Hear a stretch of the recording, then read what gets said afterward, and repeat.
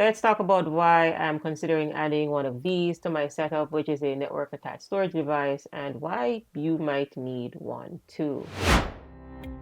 Hi everyone, Shika here. Welcome to the channel where creativity meets strategy.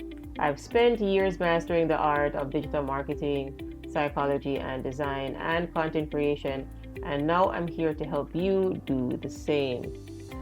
So whether you're a coach, creative, or entrepreneur, you'll learn how to create content that connects, build systems that scale, and use simple tools to turn your ideas into impact.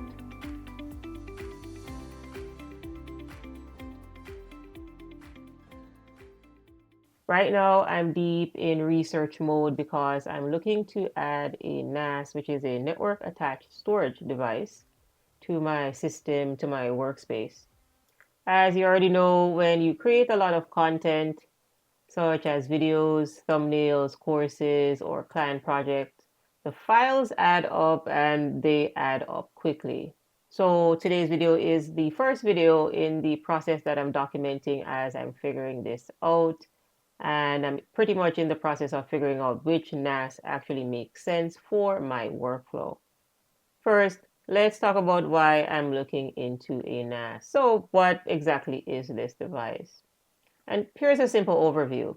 I want you to think of a NAS like a shared hard drive that everyone in your home or office can access, or this could even be people outside of your office, but you're going to get way more power, way more automation, and security. At this point, I'm dealing with multiple hard drives, external hard drives, SSDs, and random folders that are all over the place. So this works, it just doesn't work very efficiently. So here are some features of a NAS, or what a NAS typically includes. So it's going to include multiple hard drives for space and redundancy. You're also going to get built-in RAID protection. So if one drive fails, your data is still safe. So that's another benefit. Additionally, you'll get remote access for viewing files from anywhere. And this is important for me because I work with other people that may not work where I am. So I work with other remote workers. Additionally, you will get apps for backups, media streaming, file syncing, and automation. And this will allow everybody on the team to have access to the same files. And additionally, what is also good about a NAS is that it allows you to set up user permission so that you can control who sees what or who has access to what. So in general, people use people use NAS systems for backups. So backing up the data from your computers, phones, or if you have a huge content library, they use it for storing and editing large files, such as video, audio, and photography. So I use this because I do a lot of digital marketing work. Additionally, they use it for media streaming.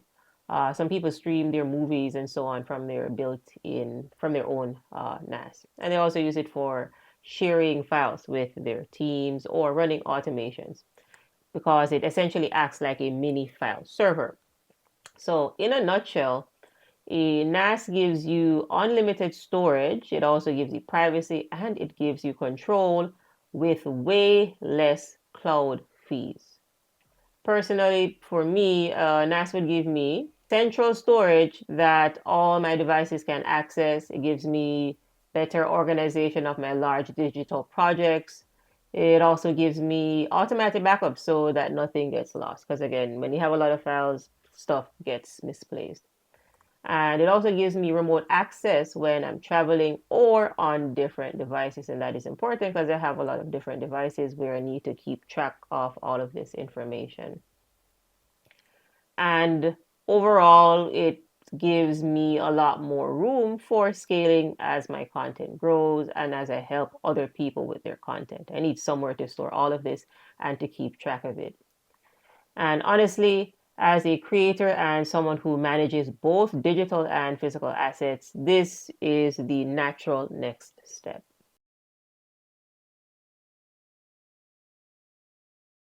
Next, I want to share with you what I'm currently researching. Right now, I'm comparing brands, mainly Synology, Ugreen, and then I found another brand called TerraMaster. So I'm still in the research phase. So I'm checking things like drive bays, right? How many drive bays should I opt for? Should I start with two and then upgrade later? Or should I get a 4 bay or even bigger? There's 6 bay NASs, 8 bays, and so on. What RAID level should I opt for, especially RAID 5 or like RAID 10 for redundancy and extra protection. Additionally, I'm looking into the processor and RAM specs. So those are the hardware specs because I want smooth video previews and fast transfers. And I'm also looking into the networking capabilities of these devices. So the network speed, 1 gigabit, 2 gigabit, 10 gigabits, etc. So what's the speed that this is compatible with? And also, what I'm going to do is I'm going to do a consultation with one of my friends that's in the networking field where they know more than me in this because they're in networking and security. Because I also want to talk about the compatibility between all of these softwares and all of the different devices that I have. So compatibility is going to be a big one. So from the hardware compatibility to the software. So on the software side, I use CapCut, Adobe Premiere, and so many different audio tools. And then I have multiple different platforms regarding hardware equipment, so Windows and Mac that needs to be connected. So I'm going to be definitely looking into compatibility. And I'm also going to be doing this consultation because I want to be clear about future expansion because this is a very big investment in my setup because my file library is growing nonstop. So I really want to figure out what is the best option for me at this particular time. So what I'll do is I'll actually record, I'll try to get some clips of that or when I do this consultation, I'll give you like a mini review of it so that other people that maybe need this kind of setup can get this information. So as I'm researching, I also am watching benchmarks, I'm watching speed test videos, and I'm watching other real creator reviews of these products to see how these NAS units hold up under heavy workloads. So I wanted to bring you along with me because a lot of you very well may be creators, business owners, or people who create tons of digital content daily. And you're probably dealing with the same problem that I'm facing right now, which is too many files, but not enough structure.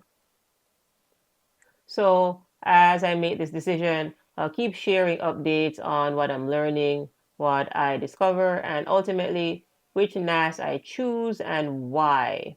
So if you've used one of these before, drop your experience in the comments below. I'd love to hear what everybody else is also doing. And just a reminder, if you're trying to level up your content systems, automate your digital presence, or build a more streamlined workflow, check out the pre-release of the digital marketing course that I'm working on. And if you are a business owner, trainer, or creator who needs help with strategy, branding, or content, you can book a free discovery call with me on my website. I know that all of the links for these are down in the description below. So I'll update you soon on which NAS I end up choosing. Stay tuned. Thanks for watching, good people. I'll see you in the next video.